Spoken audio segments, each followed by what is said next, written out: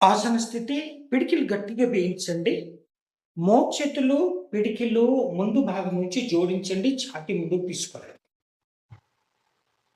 తీసుకొచ్చి చేతులు సైడ్‌లకు తీసుకెళ్ళి ఛాతీ ముందుకు తీసుకొస్తూ పొడవైన దీర్ఘ శ్వాస తీసుకోవాలండి. మళ్ళీ శ్వాస వదులుతూ పిడికిలు జోడించండి. మోచేతులు జోడించండి.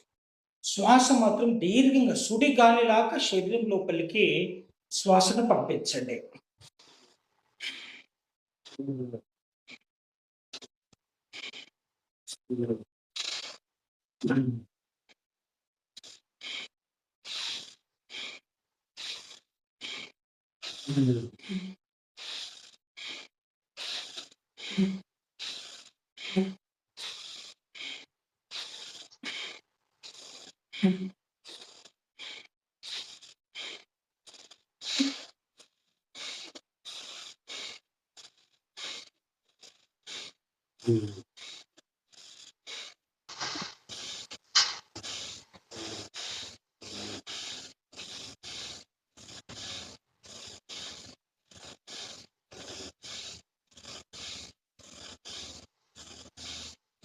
సూచనలు వచ్చేంత వరకు ఆపకండి. దీర్ఘ శ్వాస లాగుతూ చేతులు సైడ్‌కి తీసుకోండి.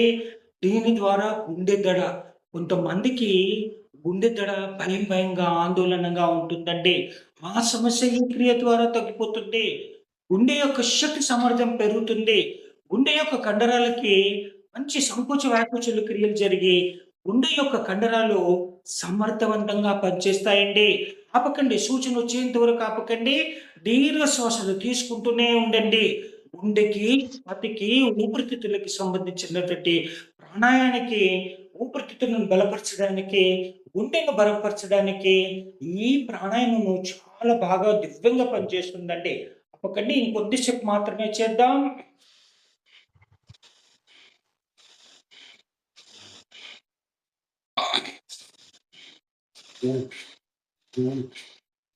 ఛాతీ ముందుకు రావాలి. చేతులు సైడ్‌లోకి పోవాలండి.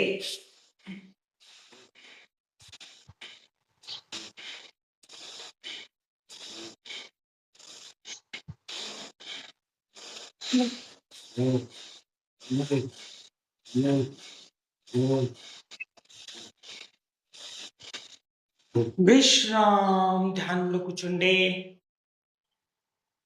మధ్యలో విశ్రాంతినిస్తాం. ఆ విశ్రాంతిని ఎంజాయ్ చేయండి. ఏ క్రియ చెప్పిస్తే ఆ క్రియలో నిమగ్నమైపోండి.